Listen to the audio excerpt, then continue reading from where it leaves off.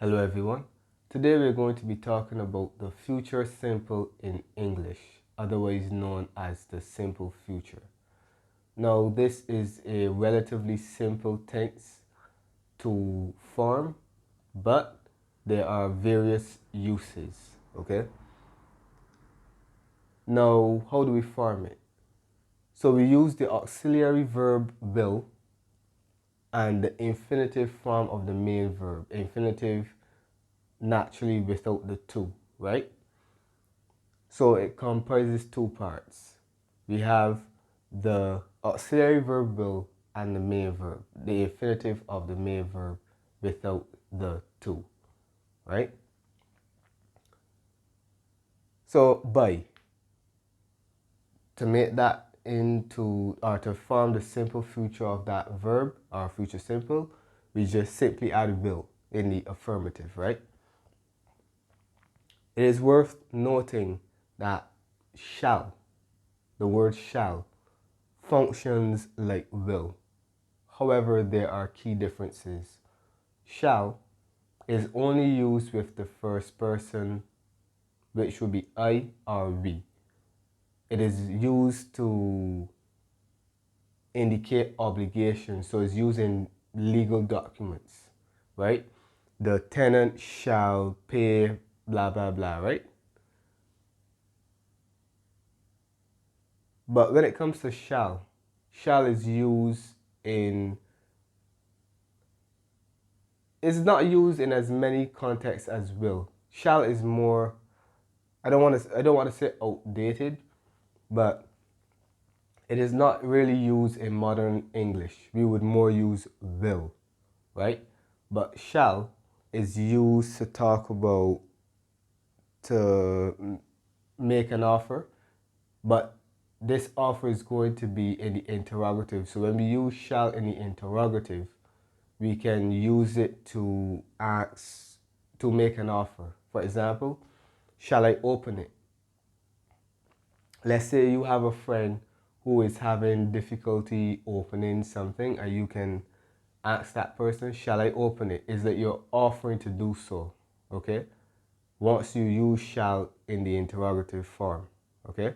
Similarly, if we use shall in the interrogative form, we can use it to propose suggestions. For example, shall we go to the cinema tonight? Once again, you're putting forth an idea. Even though we're using the interrogative, we're putting forth an idea, a suggestion, right? And finally, we can use shall to ask for instructions or advice. Shall I, or no, what shall I do? Right? We're asking for instructions or we're asking for advice. Right? And that also is for the interrogative form. Right? So just remember, shall is also a future tense marker, but it is more restricted to formal documents, right? In modern English, we would more utilize will, right? But it's still good to know other forms because you want your knowledge to be rounded, okay? Context. Now let's look at the context in which we use will. We use it for predictions, right? What will happen? Tomorrow will be a good day. I certainly hope so.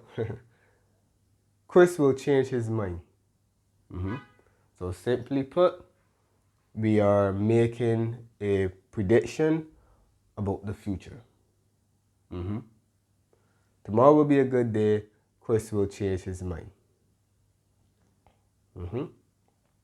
2, to express willingness or a future intention. Obviously, if we are willingness means that we intend to do something, right? I will help you with your homework. We can also see, well, it is an intention, yes, that's what I intend to do, but I'm willing to do so, meaning that I'm doing it, I'm eager to do it. It is not like a chore, like I have to do it, but I don't really want to. I want to do so. I have the desire to do so, right? The students will complete the task. Yep. If we use this in a negative, we will derive an opposite intention, which would be to express unwillingness, okay? It would also be an intention because you're stating what someone will not do, which is also an intention, right? So I will not help you with your homework, or the students will not complete the task. Yep. So if we use it in a negative, we also express a future intention, right? And we also express unwillingness. 3, to make offers and promises. My parents will give me money for my birthday. Okay, that represents a promise, yeah? Not only a promise, but also an offer, yeah? You can consider that an offer, right? They're offering me money, which I will gladly accept. John will take us to school. So yes, a promise is going to be something that I will fulfill in the future. So these sentences represent promises and offers. And an offer, if I volunteer to do something for you so that you can benefit, that will be an offer. And in both of these cases, we see that there's a benefit that the recipient will receive, right? In the first example, we see that the recipient will be richer. And in the second example, we see that the recipient will receive a ride, okay? 4, to give commands or orders. So this is used when we are addressing someone directly, you, right? You will do the homework. So it's almost like saying, do the homework. You will listen to her. So if you're giving someone instructions, you can use the simple future. If you're using you, if you're addressing them directly, you will listen to her, right? You will do the homework, right? Yeah. The tone will help to emphasize the fact that it is a command, right? 5, to give an invitation. Again, if you're addressing someone directly with you in the interrogative, will you come to the graduation ceremony? That's a question, right? But it's also an invitation. It's also an invitation because if I ask you, will you come to the graduation ceremony? Let's say I had no intentions of going and someone asks me that. That is an invitation, an indirect invitation, right? Because of course I can say, can you come, or rather, I can tell them come to the graduate, or they can tell me, he or she can tell me come to the graduation, right? But he or she chooses to ask me, will you come to the graduation ceremony? So it's an indirect invitation, right? Similarly, will you hug me? So you're asking someone if he or she will do something, right? But let's say that was nowhere in your thoughts. right? So by asking them that question in the future tense, you are planting the idea in his or her mind, right?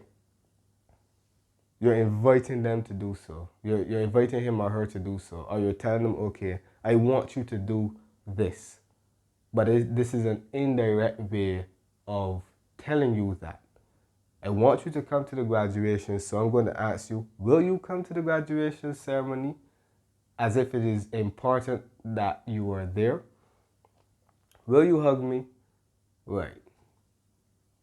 I'm giving you the impression that I really need this hug, and you will be helping me out a great deal if you give me this hug, right? So this is just an indirect way of of giving an invitation, okay? And 6, spontaneous decisions, otherwise known as unplanned decisions, right? You know, in life, things happen that we could not have anticipated. So we have to make decisions that are in the moment, right? Or as we say, spontaneous. There's a cockroach. I will kill it. Obviously, kill only came into the question, we only started to talk about kill because we saw a roach. So to kill it, that's just a spontaneous decision that we will take, right? My son is sick, so I will take him to the doctor. Yep. That's a decision that happened in the moment. It was not planned. It just happened. So we have to do something, right? So we can use the future simple to talk about decisions that are spontaneous, unplanned, right? So why do I need to kill something? Because a roach appeared. Why do I need to take my son to the doctor? Because he is sick. And these are all events that are, you can say that they are not foreseeable. How would we know that there would be a cockroach? How would we know that our son would fall ill? Okay? That's right. So these are the 6 contexts in which we utilize the future simple in English. Okay?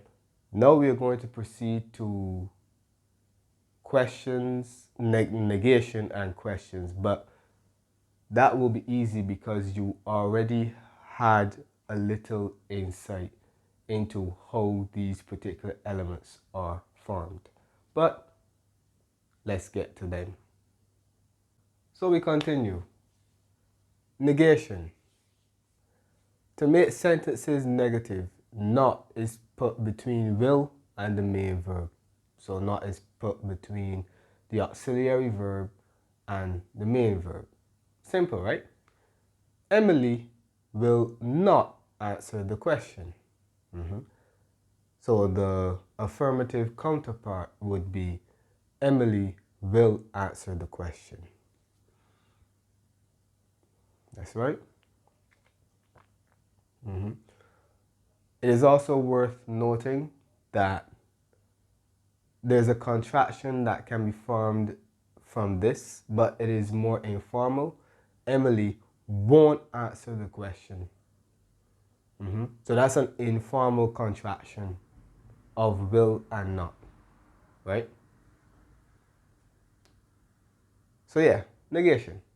Simply put, not between will and the main verb. And when it comes to questions, this is the structure that we will use. We use will, the subject, the verb in the infinitive form without the to, of course, and the rest of the question. Therefore, will Emily answer the question? Yep, simple. And for negative questions, not is placed before the main verb. So will, subject, not, verb, rest of the question. Therefore, this question becomes, will Emily not answer the question? So the not appears between the subject and the verb. That's right, by the main verb. Will Emily not answer the question? If we want to use other interrogatives, such as how, why, we put them at the start. What will happen? How will she survive? When will the party start? Will the party start? When will the party start? Yep. So it's very simple to form this tense. You just need to remember when to use it. Okay? So this brings us to the end of this lesson. I hope that you understand everything. Thanks for watching and see you in the next one.